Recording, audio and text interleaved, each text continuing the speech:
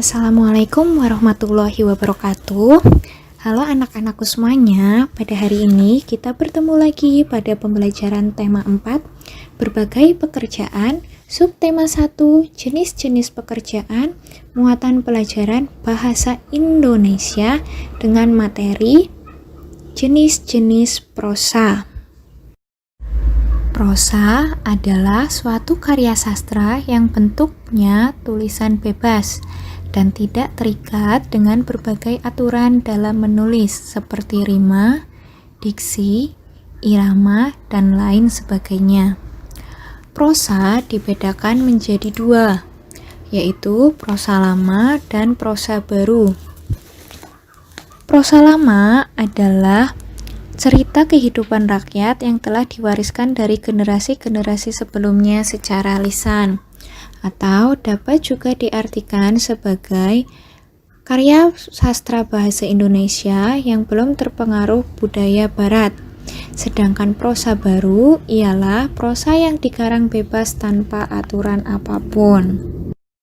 Prosa memiliki ciri-ciri. Yang pertama, bentuknya bebas. Yang kedua, memiliki tema. Yang ketiga, mengalami perkembangan. Yang keempat, terdapat urutan peristiwa. Yang kelima, terdapat tokoh di dalamnya. Yang keenam, memiliki latar. Yang ketujuh, terdapat amanat. Yang kedelapan, dapat terpengaruh bahasa asing. Dan yang kesembilan, terdapat nama pengarangnya. Jenis-jenis prosa lama. Yang pertama, hikayat, yaitu cerita, baik cerita sejarah atau cerita roman fiktif yang bertujuan untuk pelipur lara, membangkitkan semangat juang, ataupun hanya sekedar meramaikan pesta. Contoh hikayat adalah Hikayat 1001 Malam, Hikayat Hang Tuah, dan yang lainnya. Yang kedua, sejarah atau tambo merupakan prosa lama yang menceritakan peristiwa sejarah dan sesuai dengan faktanya. Contoh sejarah atau tambo adalah Sejarah Melayu oleh Tun Sri Lanang. Yang ketiga adalah kisah. Kisah yaitu karya sastra lama yang berisi cerita mengenai perjalanan atau pelayaran seseorang dari suatu tempat ke tempat lainnya. Misalnya, kisah perjalanan Abdullah menuju negeri Kelantan, kisah Abdullah menuju Jeddah, dan masih banyak yang lainnya. Dongeng yaitu cerita hasil khayalan atau imajinasi pengarang yang belum pernah terjadi sebelumnya. Contohnya, Pinocchio, Putri Salju, Putri Duyung, dan sebagainya. Dongeng dibagi menjadi 6. Yang pertama adalah mitos atau mite.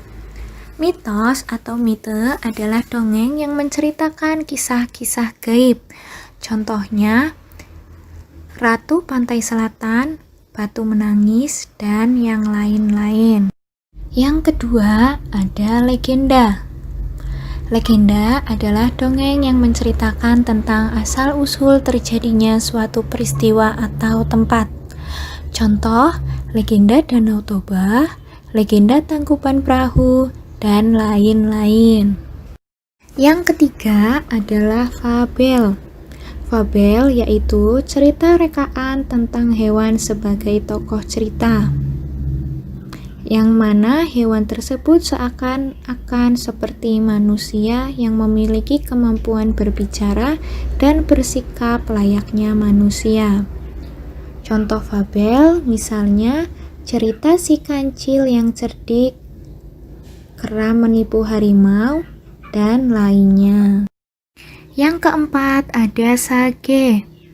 Sage adalah dongeng yang menceritakan tentang kisah kepahlawanan, kesaktian, atau keberanian seseorang.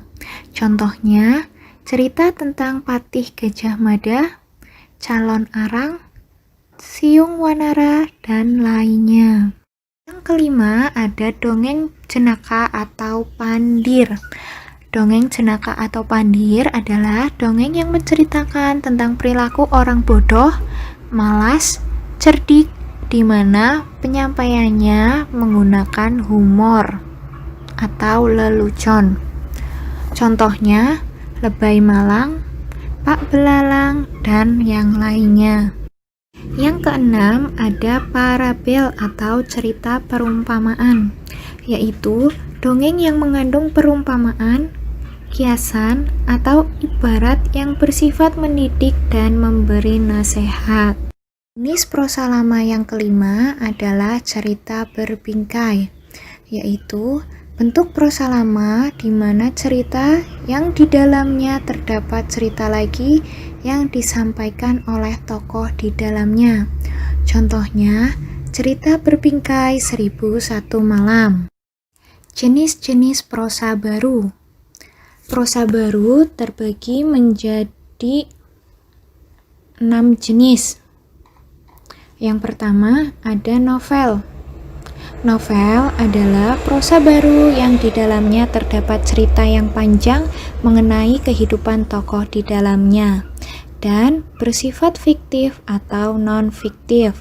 Contohnya novel Laskar Pelangi, Ave Maria, dan yang lainnya. Yang kedua ada cerpen. Cerpen merupakan bentuk prosa baru yang di dalamnya terdapat kisah tokoh utama, konflik, serta penyelesaiannya yang ditulis secara ringkas dan padat. Contohnya, Keluarga Gerilya oleh Pramudia Ananta, Robohnya Surau Kami oleh A.A. Nafis. Yang ketiga ada roman. Roman merupakan bentuk prosa baru yang di dalamnya terdapat kisah hidup seseorang secara menyeluruh, mulai dari lahir hingga meninggal. Contohnya, Layar Terkembang oleh Sultan Takdir Ali Syahbana. Yang keempat ada riwayat. Riwayat adalah prosa baru yang berupa tulisan yang menceritakan mengenai kisah hidup seorang yang menginspirasi. Yang kelima ada kritik. Kritik merupakan jenis prosa baru yang berupa tulisan yang dimana isinya merupakan tulisan yang memberi alasan atau penilaian hasil kerja orang lain. Yang keenam ada resensi. Resensi merupakan jenis prosa baru yang berupa tulisan yang berisi rangkuman atau ulasan suatu karya. Di dalam resensi berisi pendapat dari sudut pandang penulis mengenai kelebihan dan kekurangan suatu karya. Yang ketujuh ada isai. Isai merupakan prosa baru yang isinya adalah opini atau sudut pandang pribadi mengenai suatu hal yang menjadi topik utama di dalam tulisan tersebut. Demikian penjelasan materi jenis-jenis prosa. Sampai bertemu pada pembelajaran selanjutnya. Tetap semangat dalam belajar. Wassalamualaikum warahmatullahi wabarakatuh.